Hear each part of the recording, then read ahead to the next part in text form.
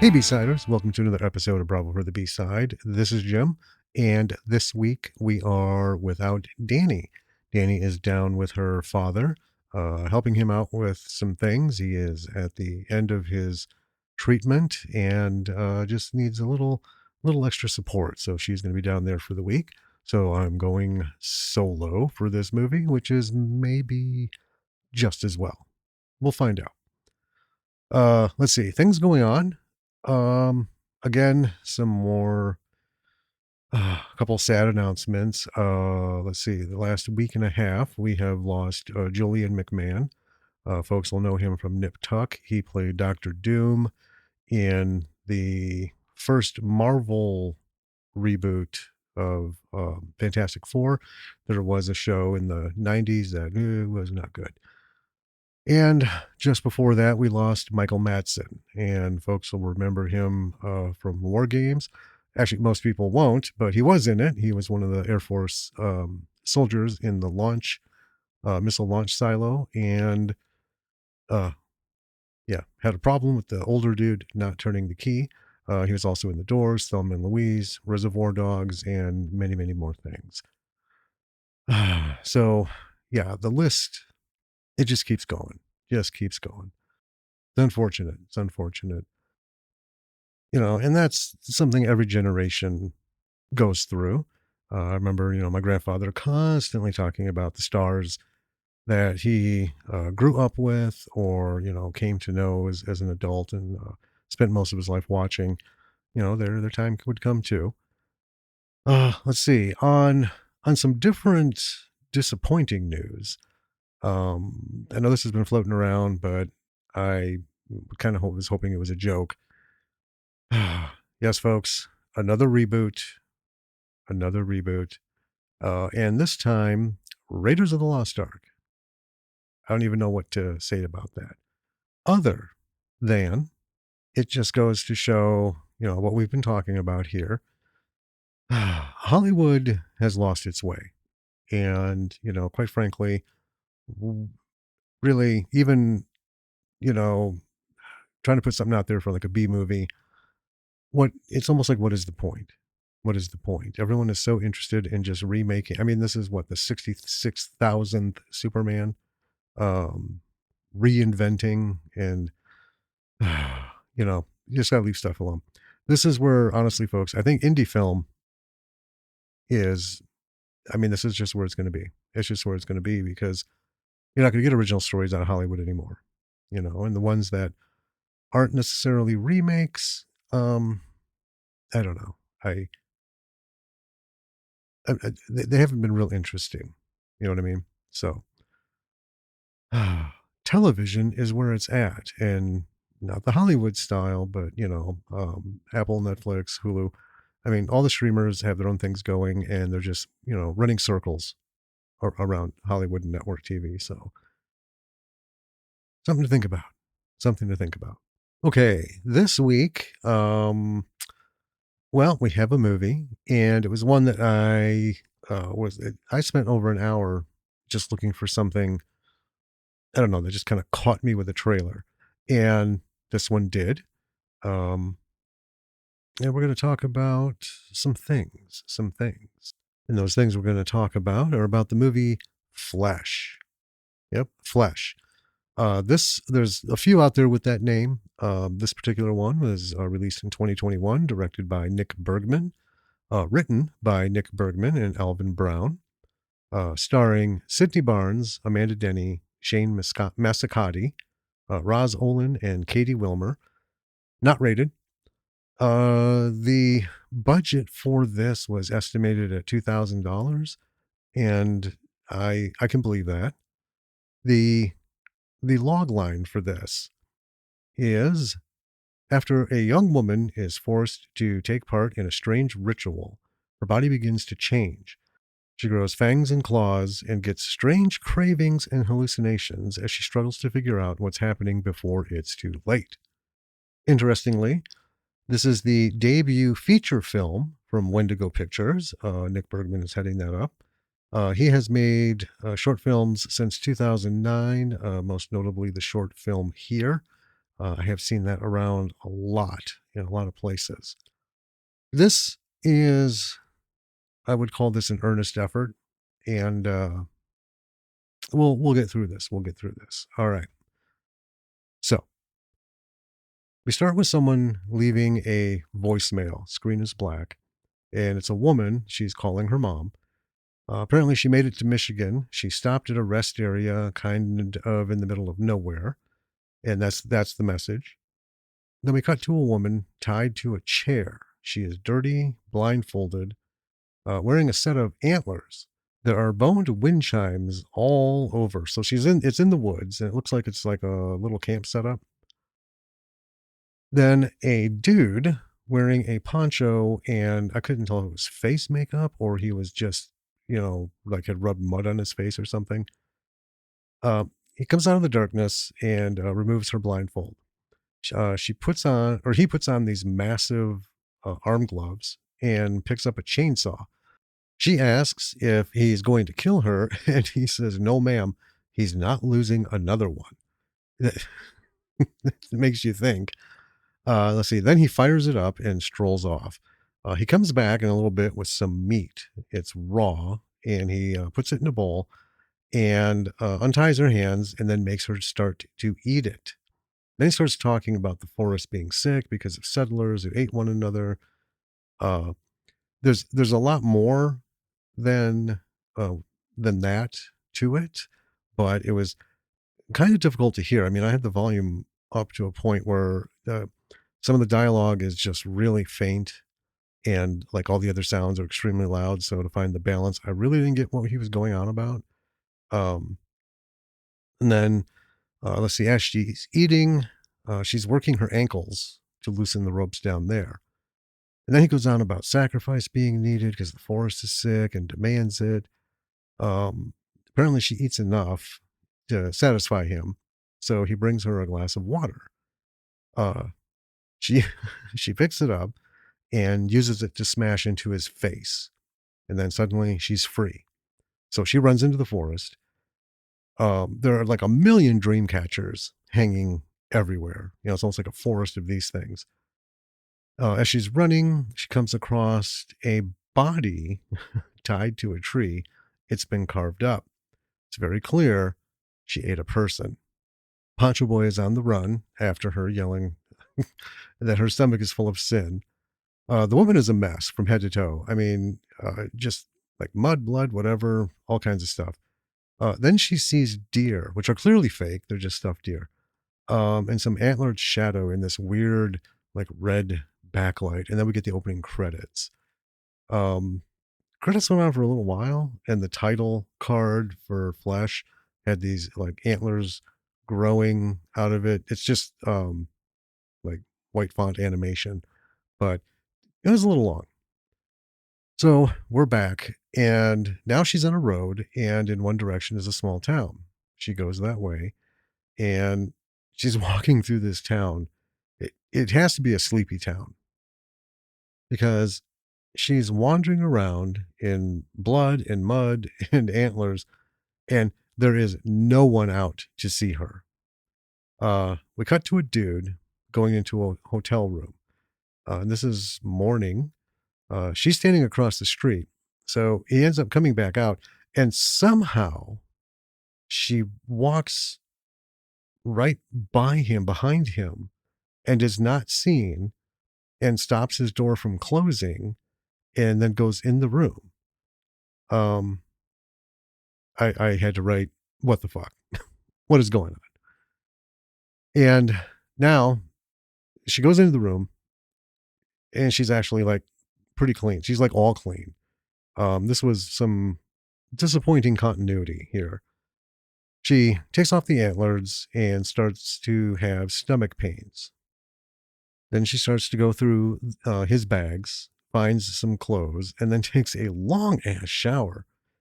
So in the shower, she's suddenly pulling out her back teeth, like on the right side, like four of them. And then suddenly she has like fangs, these like spiky teeth, just right in the back on the right side. So a couple are like hanging out like on the corner of her mouth. Uh, there you go. So visualize that. And she has a cut on her forehead that so far has changed 3 times. She looks at her hands and starts to pull the fingernails off of her right hand. And they're like coming off easily. This is kind of like The Fly with Jeff Goldblum when he just like lifts his nails up. It's kind of what she's doing. She's not ripping at them. And then we suddenly like cut to the woods and it's dark. Apparently for no reason because there was like nothing happening. And it was so dark you couldn't see anything. And then we got back to her. Now she's drying her hair.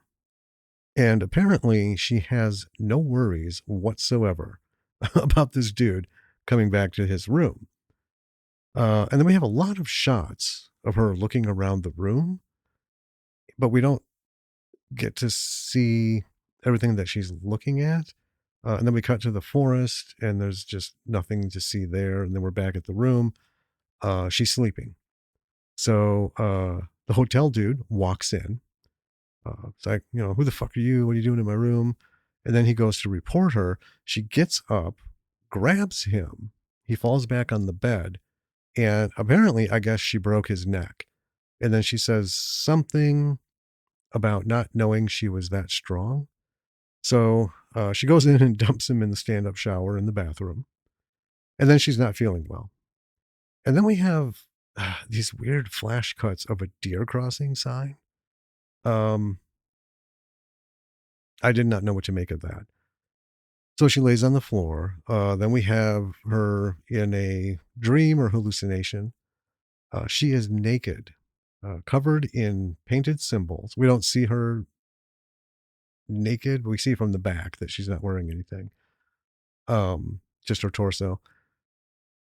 But she's covered in these painted symbols, and she's wearing antlers, and we're back in the red light, weird red light thing. There's someone, a woman with a bloodied face on the ground, crying out at her, calling her Emily. So I noticed this, and then we have this like antlered shadow figure thing in the light. It looks kind of like a Wendigo.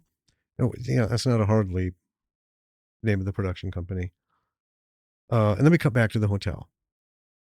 So now she's naked in the bathroom and apparently ready to eat the dead dude. I mean, she's like drooling, but she doesn't. She gets dressed, has some more stomach pains. She goes to check on the dead dude, and she takes his wallet. And then we cut to like more impossibly dark forest cuts. And I mean, there's not much in the way of sound. There's just nothing going on. And then we see her walking to a restaurant. So inside, she looks guilty as fucking hell about something. I mean, yeah, she killed the dude, but she's just like looking around the place. It's very, I mean, it's the kind of thing you would expect to see in a comedy more than anything else. So the waitress comes up. Her whole presence is just very bland. Emily's looking at the menu, and I have no idea what she's supposed to be looking at because the camera movement, I mean, it's all over the place. All over the place. And she ends up ordering like a big hunk of raw meat, and she eats it. And then as soon as they show the empty plate, we have another forest cut. And it kind of made me think, like the director is trying to emulate the movie Without Name, which had a lot of forest shots. But those were mostly in the daylight, and when they were in the dark, you could still see stuff, which you cannot hear.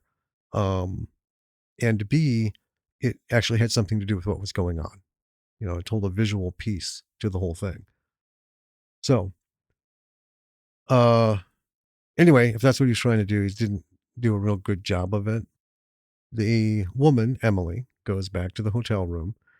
She looks at her stomach in the mirror, and wow, for this, this actor, I mean, she can suck in her gut. That's the only way I can put it. She looked absolutely emaciated.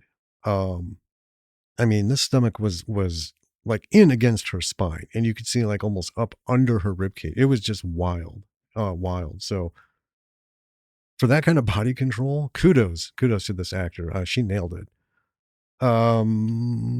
She lays down. We get more of the red light in the room, and there's like a banging on the door, and she's kind of like just looking around, looking at the bathroom, looking at, and then the light is blue, and then she goes back to sleep. And then we have another forest cutscene. Only this time there is actually whispering. I had to go back and play with the sound of it, but it's saying, "No one can save you. It's too late."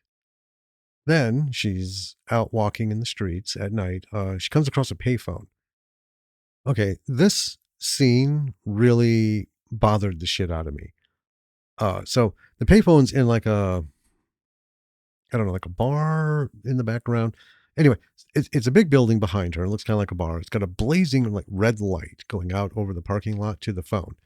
Yet when she's shot from behind, it's blue light with somehow red light coming from underneath her a little bit, like her hands. Or it's just it's just all over the place, and uh, just bugged me. It made no sense whatsoever. So she uses the payphone, and more on this later, and to call her friend. Turns out Emily's been missing for days, apparently. Rather than ask for help, though, Emily has her friend look up symptoms online. While her friend's looking, she casually tells her that she was kidnapped. Won't say anything more about it, and then ends up hanging up, walking off, and getting sick. So now she's crawling through town. She's got a bloody nose now. And here's the thing, we hear cars, people, and the whisper telling her she's hungry and needs to feed. Um, the thing with the cars and people is they're just, I mean, there's nobody around seeing any of this.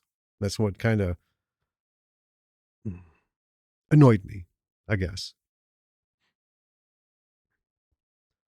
So Emily argues with the whispering voice, and now she's running through town. And then we have another forest cut, and then we're back to her friend, who is busy at her computer, and called it. She's looking up Wendigo on her computer. She then calls Emily's mom and finds out where Emily was supposed to be going. I, why wouldn't she have known? I don't know. Then it's morning and she's hopping in her car, and suddenly there's smoke. This has become my pet peeve. We'll get on this as we discuss the lessons here. Smoke is going to be a lesson, folks. Spoiler. And all of a sudden, so the car starts, the wipers are going for no reason. I guess the smoke makes the windshield, can't see through it. But in this whole thing, she's just staring into the camera from inside the car. And then we cut back to Emily. She's in the hotel and she's waking up. She goes into the bathroom, and her hand, her right hand, starts doing this weird crackling shit. Um, and I just noted, good move on this woman with her finger movements. It was, obviously very practical. There was no enhanced effects here, but she was doing this thing. I can't, this is where I wish it was visual when doing this. But we've all seen it in the movies where the fingers are moving like almost sideways at the joints and stuff. But she did a magnificent job. So this actor, this woman, has incredible body control. I will say that. Um, and then she falls back against the bed and passes out. Then we cut to her right hand coming up into frame from below on the kitchen sink, and now it has claws.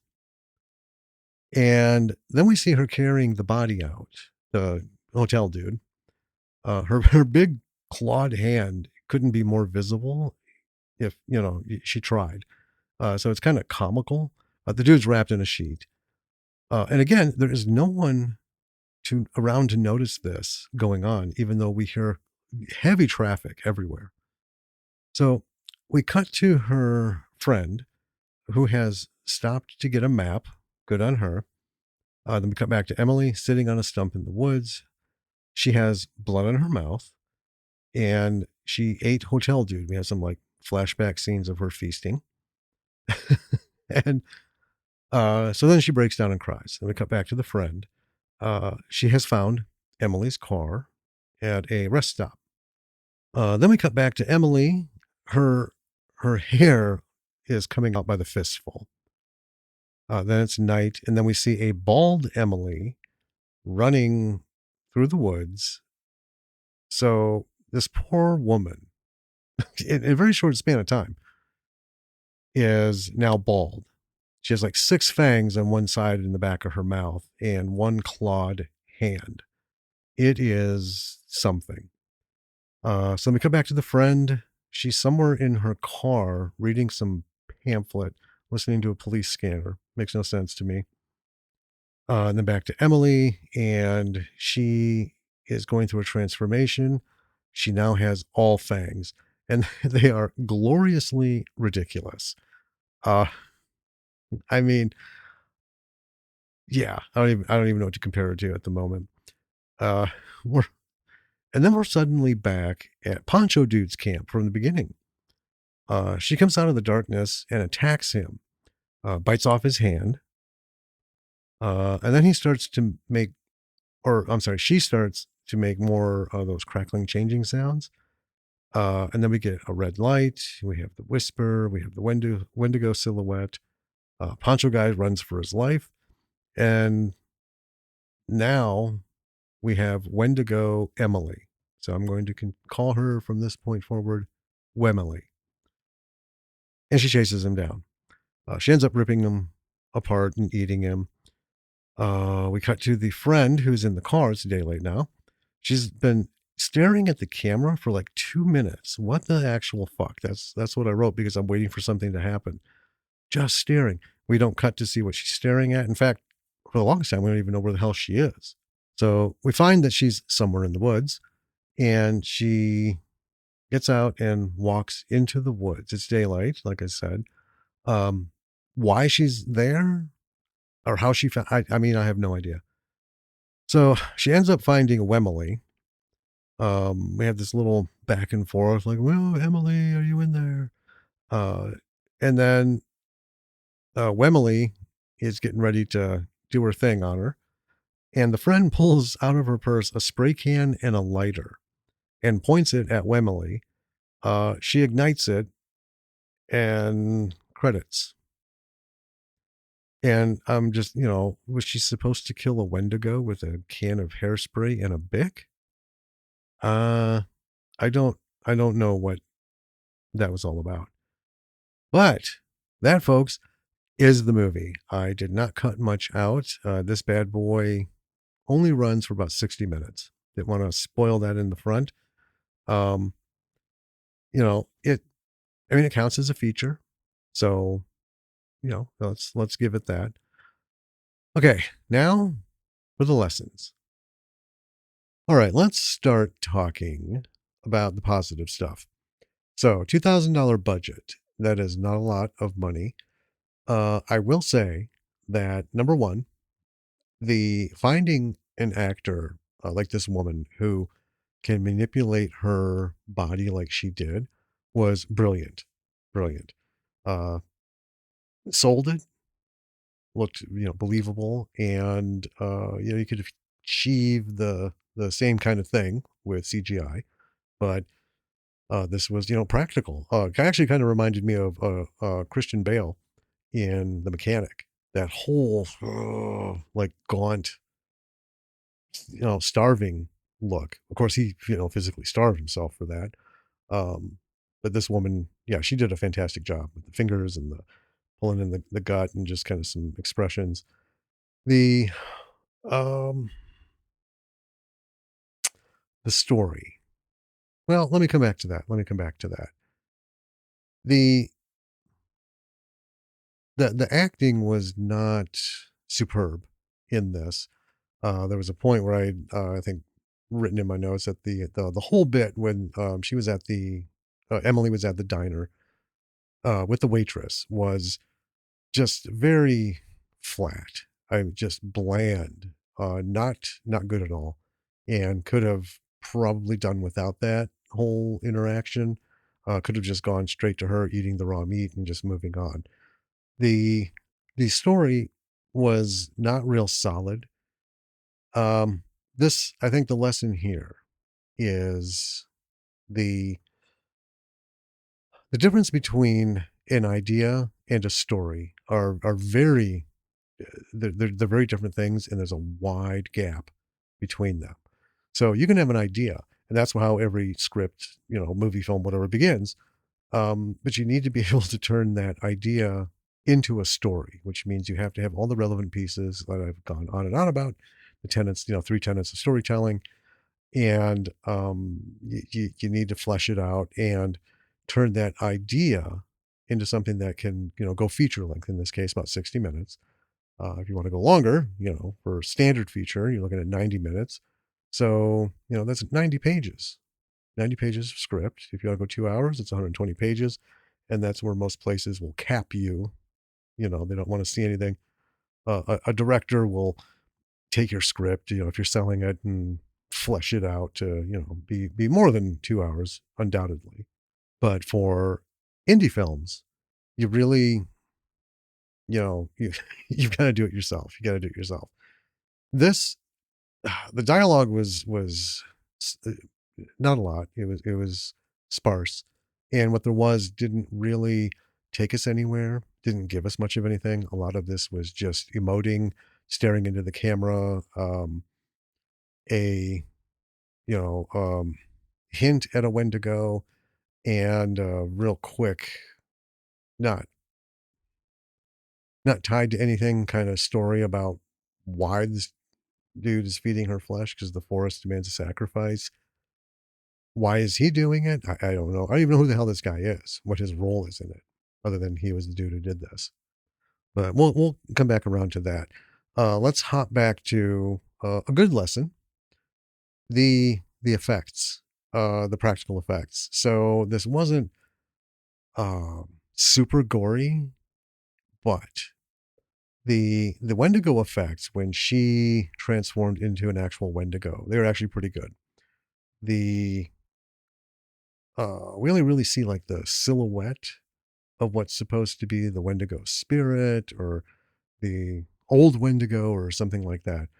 So I can't really, speak to that, but her transformation into the full Wendigo was pretty good, and the resulting full Wendigo creature, the Wemily, um, nice, nicely done, and can't say more than that. The dude gets his hand bit off. That was actually pretty good. They only did. You could see they were going for like a little bit of blood spurts from the stump, and only it looked like only one was coming out, but that's fine. That's fine. Um, the the carved up body that was tied to the tree that presumably she ate. Uh, that one was not super great because it looked like it had been there for a while, maybe even been burnt or just like rot. I mean, it looked like a like a giant rotten apple. You know what I mean? Um, that's the best I can describe it. Uh, but other than that, the effects were pretty good. And again, for that kind of budget, doing all the things that they were doing, uh, I would put that spot on.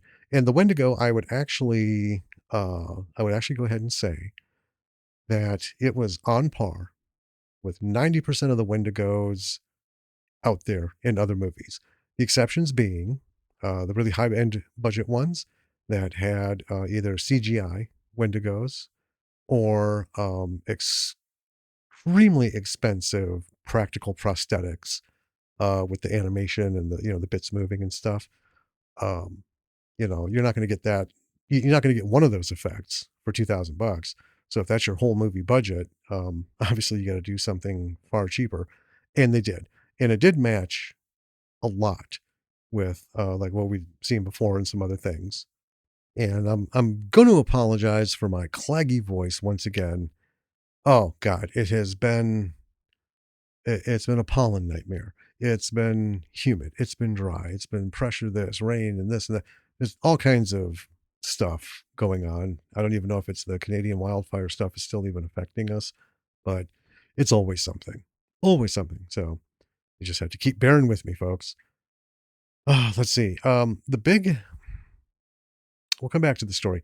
The big technical thing that I really do want to talk about, which to me, the writing is an issue that we'll discuss, but what really killed this movie is the lighting.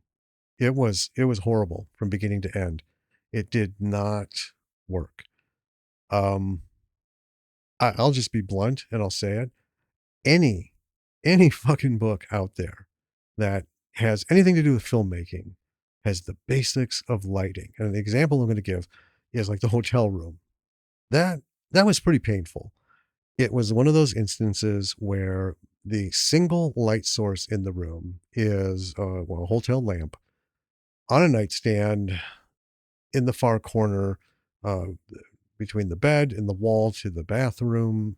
And it was like a 200-watt bulb. This thing was bright as shit. So bright that you could see the whole area around it was just burnt out, just completely burnt out. Of course, most everything that took place in the room was against that light. So everyone was pretty much, or well, it was only Emily, but she was like, silhouetted. Only when they moved the camera to the other side of the room and shot her with the door and the window behind her was she actually moderately well lit. Um, the bathroom was brighter all around, so those shots were, much more clear. Uh, here's what you do with that hotel room thing. First of all, never fucking rely on background light to light your scene. You need a lamp on. What you do is you go and replace that with a like 40-watt bulb or even lower, right? So that you can see the light is on, right? But we know that light is not going to light the whole room, but that's the whole thing. It doesn't matter. It really doesn't matter. What we want to see is light. So you can take another cheap lamp, right? Put a bulb in it. And if you don't have a lampshade or an adapter, something to diffuse the light, you can use a clear piece of flexible plastic covered with a translucent uh, paint, like a matte clear spray paint, and use that to diffuse the light to, light her and the scene from the position of the camera. I mean, that's just standard stuff. Replace existing lights or background prop lights with way, way, way lower wattage bulbs. Okay. Not a 120, 160, or 200-watt bulb. It just, that ruined it. All the forest shots that they cut to at night, you couldn't see a goddamn thing. And like I had mentioned in the notes, it reminded me of Without Name, but Without Name, they meant something. They came at a point when something was going on in the film, and those shots brought us the transition of our, antagonist or well, he was the protagonist and antagonist, I guess. He's going through transitions, and the forest shots and the speed at which they were done um, brought us into that. But also, like I had when we had talked about that movie, watching those shots, I mean, I was really looking for something, right? Am I going to see something move? I'm going to see, the tree bark move or a face appear or something. It captivated me. These shots, it was so dark, you could see, barely that it was trees, and there was just nothing. It's like I can't even look for this. Um, the lighting I had mentioned about her going to the payphone, that made zero sense to me whatsoever. It does not take money to match the ambient lighting. So if the light behind her is this blazing red light filling up a parking lot, well, then you want to get red light. Yeah. And use that filtered to light the rest of the scene. Now, if you're shooting her from like behind the payphone, the red background, that's fine. Her face, you're going to want to fill it in with just like a slight red because it would be darker against the background anyway, but you still want to see the face. Um, just the weird use of blue and red lighting didn't make sense to me at all. And I also will say, if you do find a payphone and it has a relevant part in the story, if you're going to do Foley, know how payphone works. So you get the dial tone, put the money in, right? Sheen, sheen, it goes bip, bip, bip, bip. And then when you start dialing, it's just the sound of the numbers. But the blaring dial tone was playing the whole time she's punching in the numbers. And that just bugged me. That just bugged me. That's just not doing your homework, right? Not paying attention. Um, uh, the whole bit of the guy coming out of the hotel room and her literally just walking right behind him, pushing the door open and going in, that made zero sense. That was uh, just sloppy, sloppy. And that's going to bring us back around to the writing. The the dialogue didn't do a whole lot. There wasn't a whole lot of even like exposition. Just sort of a lot of, not even a lot of her talking to herself. It you could you could take the dialogue from this movie, and I think Mel Gibson spoke more in The Road Warrior, and he only had 11 lines, right, in the whole movie. So the big handicap in the writing is there was nothing that bound us to the characters, or well, Emily in particular. The whole bit with the waitress, like I said, that could have been done, and they could have cut her out. They could have just had Emily in the restaurant, big plate of raw beef, and then it's gone, and then she's out. We did not need the waitress. It's kind of a waste of everybody's time. And the hotel dude, I mean, he only served the purpose of her hijacking his room. I don't even know why we had to have him. She could have like broke into her room or stuck it through a window or something. She's going through town. There's plenty of opportunities for her to like ask for help, and she didn't. Um, for an indie film, low budget like this, you shoot when you can shoot, where you can shoot. You can't control everything. So we have all the background noise of the cars and stuff. Yet, nobody's noticing her. She's not getting inspiration to be like, help me, anything like that. So the premise of the story, again, settlers arrived, ate one another. Forrest got angry. And for some reason now it's sick. So the only way to cure it is to feed someone human flesh, and then they turn into a Wendigo. In our case, Wemily. I don't understand. I really don't. Um, yeah, it just none of this made any sense. This is the notion of an idea that wasn't fleshed out into a story. And it's unfortunate because I think with a little, well, with maybe even 20 more pages um, of meaningful story, this would have been really, really good. The trailer had that, this is a super low budget look to it. And that's what kind of like jazzed me up. I want to see this. I gave some good points to it, but, I also can't hold back on the fact that the story was just empty. Okay, it's a woman who turns into a Wendigo. Why? What's the deal? Her friend, her parents, her friend that came looking for her. What's the motivation to find her? Does she think she's becoming a Wendigo? Does she just want to find her lost friend? And for her to show up with a, can of hairspray and a lighter. I mean, ladies, seriously, you have a friend who's been missing for days. She calls you, talks all this weird shit, says she was kidnapped, but never mind. And then she's got shit to do. And then you're going to take off and go find her. Are you really going to pack all these fucking, things in your purse? I don't think so.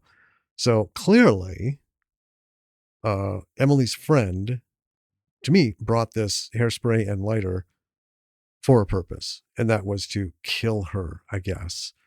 Um, I don't know how that would be possible. Today, there's not a lot of aerosols you can do that with. And for anyone, luckily, old enough to remember when you could do that kind of stuff, it was cool, but you're not going to take down a Wendigo with, some hairspray and a Bic. We just aren't. Uh, that was an idea, but it wasn't story. It didn't fit. There's no reason for her to be doing that. We didn't get a whole lot of that buildup. We didn't get anything that led her in that direction. We also have the suspension of disbelief, which kind of falls short in a lot of areas. The whole thing of her friend finding her in that weird patch of forest. Um, I mean, there's no indication whatsoever that that's where she would be. And there was nothing to give us any hint on why she was led there. But there we go. So lack of story, but we had an idea. The hallucinations or dreams, whichever you want to call them, I'm really not sure what those were about. Um, I don't even know that they were necessary. I think, again, the idea, but there was no story to support them.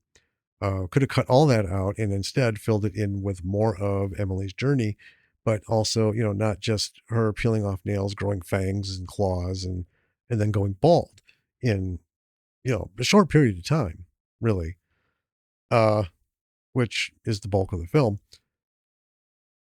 There could have been a lot more, right? We didn't have any kind of, I didn't connect with her at a human level, so I don't have any kind of like sorrow for, she could have been a horrible fucking human being, right?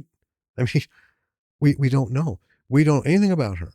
We have that voice message. She's cheery and upbeat. Mom, I'm in Michigan, blah, blah, blah. And then she's tied to a chair. She's frightened. And then it's just like a whole lot of nothing. Just nothing. Conversation with her friend. A lot of screaming and moaning because she's upset. And, things aren't going well for her. And I so much was missed here. Without story, we have no journey. And without the journey, I just don't care. And this was just kind of a, by the halfway point, I was just like, oh, hopefully this will end soon. Um, you don't want that. You don't want that in your movie at all. You know what I mean? So when you have an idea, you need to flesh it out. The idea cannot be presented on screen unless it's encapsulated by story. So the idea is, um, well, let's do, someone has like mutant powers and they need to um, come to the surface. They need to activate them. Let's go X-Men style. Smaller scale, you could have them go through some emotional journey, right? The power hasn't manifested, but maybe there's like some, very light indications that something's going on. But we get to know this person. Okay. We need to know who this person is now, what's going on with them so that we can compare and contrast it with who they become and the suffering that they go through or the experience that they go through. We need to have a ballast in there to, kind of keep us, we don't want to get drowned by the story, but at the same time, we still want to be in it, viewing it.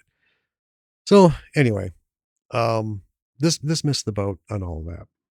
It really didn't give us anything. So I can't effectively tell you truly why this was happening to her other than this lunatic in an angry forest. Uh, yeah, this is why we need to have adherence to the tenets of storytelling. When you're writing a story based on an idea, that idea has to fuel the story, but the story has to, bloom and blossom.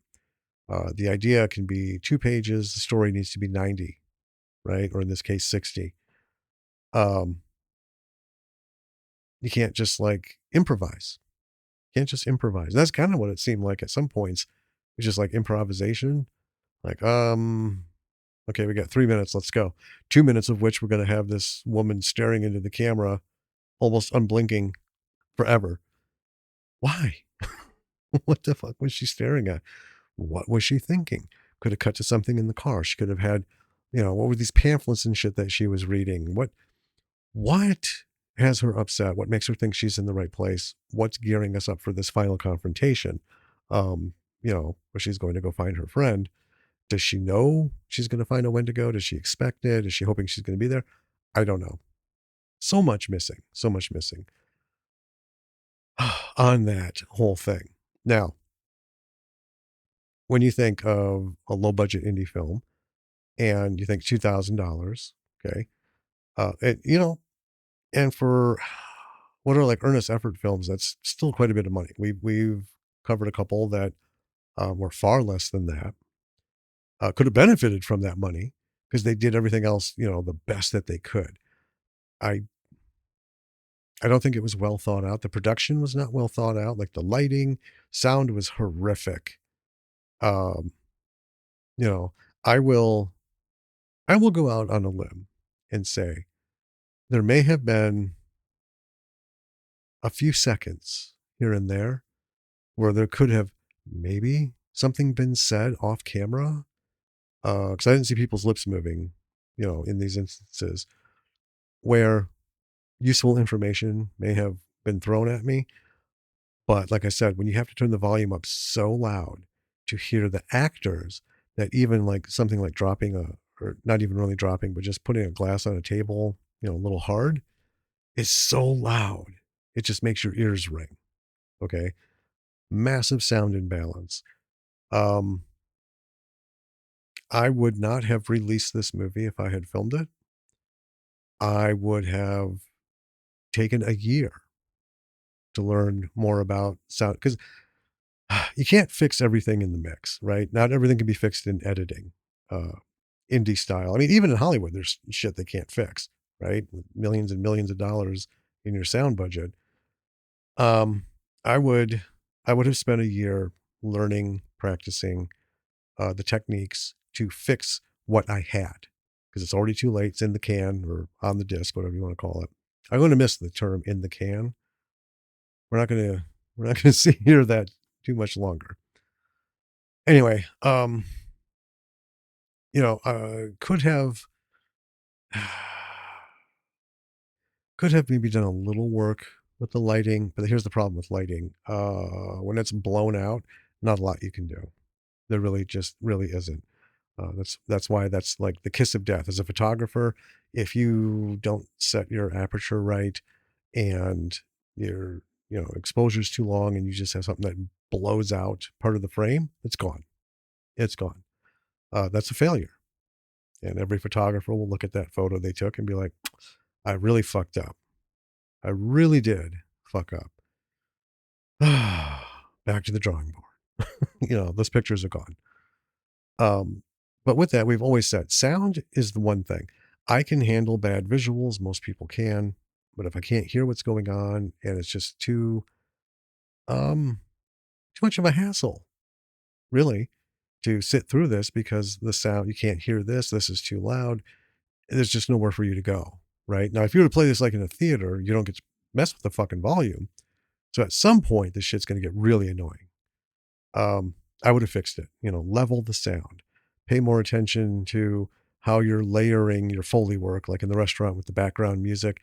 That was way too loud. And you can tell it was overlaid.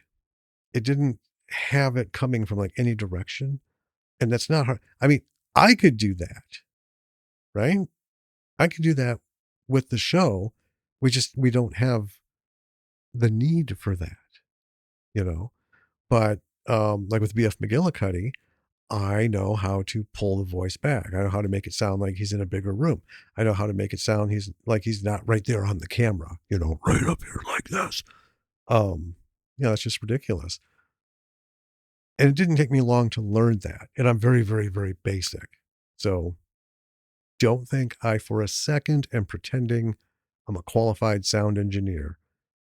But I am novice enough to know what you can learn and what can, make a difference.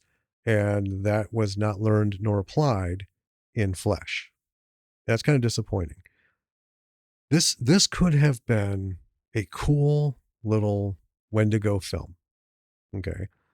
Um, it had too many shortcomings. The production value could have been better. The thing about writing, when you're an independent writer or independent filmmaker and you're writing your own stuff, it doesn't cost you anything more to write more, to elaborate more, to build the story, or to write another draft. You know what I mean? It doesn't cost you more. It's just your time. And if you're not in production, you're not wasting money. So this whole thing, I think, really just kind of comes down to an idea put on film. And it wasn't really fully fleshed out into a story, which, again, is disappointing. The the concept of a Wendigo, a lot of people have done it, so you can't say, oh, it's not original. Let's go back to, there aren't really too many original ideas or presentations of old things, but yeah, it could have been, but it wasn't. It's one of those films. So I give it a lot of credit for the earnest effort. The lead actor, she with her body manipulations, was pretty good. The practical effects, like her cut on her forehead, that was driving me nuts. Um, especially at some point in the lighting when she's like outside in the alleys. I think they had, I don't know, almost like infrared light. It was just weird. It was red light, but it had the same effect as like a black light. So you could see all the makeup where the scratch in her head was, and you could just see the whole makeup patch. So that didn't work out real good. Uh, I would have cut that and tried to do a reshoot or did something different. But that's also the that's the problem with overcomplicating your lighting, trying to be fancy. Lighting is 100% of every scene, and it it the scene has to work. Make it simple, keep it simple. You can do magnificent things with simple lighting. Not to mention, that's the whole process of color correction, right? To move a little thing, a few little things around to get the whole thing to look like how you want it. Because with actual light, we can't always get what we want, because even light manipulation has its limits. It for such a short film, it really, or a short feature, it really did kind of drain me. The loss of the potential was just so obvious all the way through. Made it hard to watch. It was disappointing. None of that came through in the trailer. Some of the lighting was a little weird. The whole red light in the forest thing, yeah, we saw a little bit of that. But in a trailer, you don't realize that that's going to make up like the bulk of the film. And there we are. So, if I were to put a grade on this, I would give it like a C minus. Um, the things that they did do well, they did well, and that's enough to elevate it. But we're missing story, we're missing plot, um, we're missing the arc, all that stuff in the story and the writing. We are having to watch visually a uncomfortable film. The lighting, the darkness, everything, and then you couple that with just the really, really bad sound. Um, it made it painful, and that's really upsetting. Um, like I said, I was hoping for more. So the lessons from this are, uh, you know, practical effects, always the way to go. do the best you can. They did. Most of it paid off. Fair marks for that.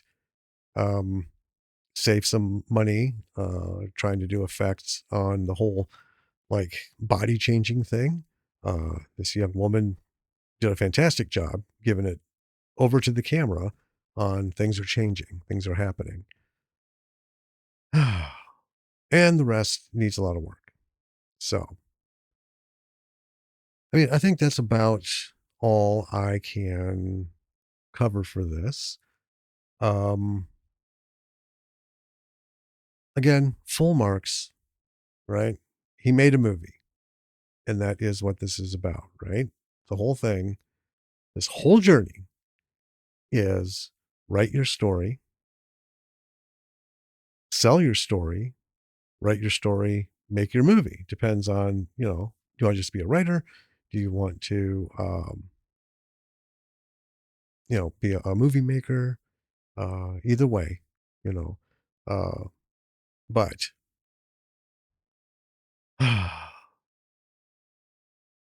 study some stuff, you know, get it done, get it done. So, the director, Nick Bergman, had made some short films. And I did read in some of the stuff that, he's self-taught and everything, and there's nothing at all wrong with that. Um, but, the books out there are plenty. They're not expensive. Getting a book on just, the basics to like indie filmmaking, there's so many of them out there. And they all cover the basic stuff like I just talked about. You don't have to have years and years and years of experience working with lighting and framing and composition to understand how to shoot a scene, or, take a photograph, whatever. Nick could have dove into the books a little more and worked with some of the stuff. There's some great software out there that's free. DaVinci, there we go, free, very powerful in the free version. Depending what you like to use, we use Final Cut for video. We use Logic Pro for the audio, which is what you're listening to. And, I prefer that over like Premiere and stuff. I do fiddle with DaVinci, a lot to go there. Um, Tools like Blender for free, but, that's what our friend Anton is working with on Girl Yeti and a Spaceship. Cause that thing is heavy with special effects. He toyed with it in Space Trucker Bruce and, broke his chops on that. Anyway, the tools are out there for free. It's just the time and the mastery. And by mastery, meaning just what the things do so you can try and get done what you need to get done. There are folks who go to, school for years to learn like basic, or not basic, but small parts of these kinds of tools. So again, I'm not pretending to be qualified or to, give anyone a run for their money. But I think we can all agree that the tools are out there, the information is out there, and really you just got to take the time. I think uh, Nick and Elvin could have spent some more time writing and fleshing this thing out, and a little more, Nick could put a little more time into the production, thinking ahead on this stuff and following some of those tips, lessons. Anyway, so that's Flesh. Give it a watch. If you're not sure what I'm talking about, have at it. And before you do that, though, why don't you head over to our website, lordsofmissrollproductions.com. Everything is there that you need, podcasts, projects, Instagram, the whole thing. When you're listening to the podcast, please, on the platform that you're listening to, um, you know, give us a like, give us a rating, hopefully a good one. Give us a review, give us a follow, and, share. All these things add up to, create algorithms that actually work. um, then, we also have YouTube. If you stop by there, even if you're not going to listen to the podcast through there, give a follow and all that good stuff. Same on Instagram, Bravo for the B-side. And, follow us on there. Mostly it's just posts about episodes coming or that are out. We don't do a whole lot of superfluous crap on there because, there's time for that shit. And last but not least, there are links to our Patreons. Would be wonderful if you could sign up and, $5 a month and, help pay for this thing. That would be awesome. We're not looking to make $1 million. Would love to, but, you know, we're in this for the art. So I guess there's really no other way to put it. So it'd be appreciated if you could do all those things. And like I said, share with everyone.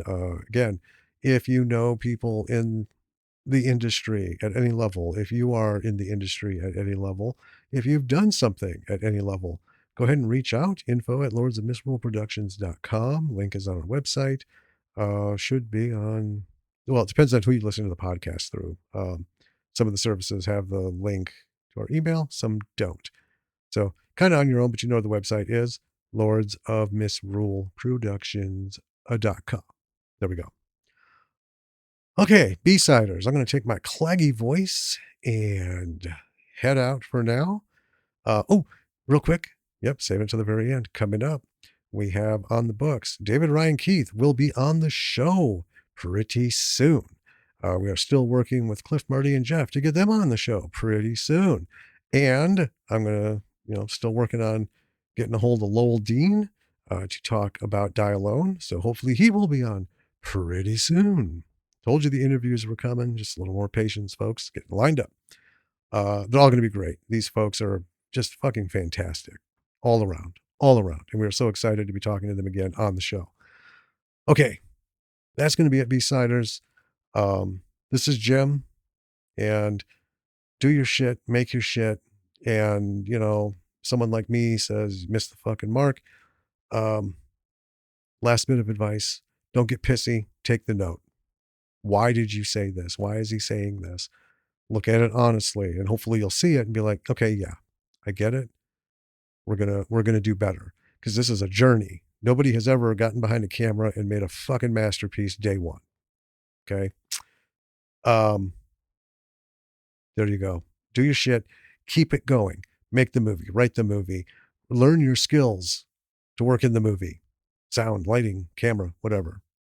Create, because when you're creating, you're living. So, B-siders, until next time, keep living, keep creating. We'll talk to you soon.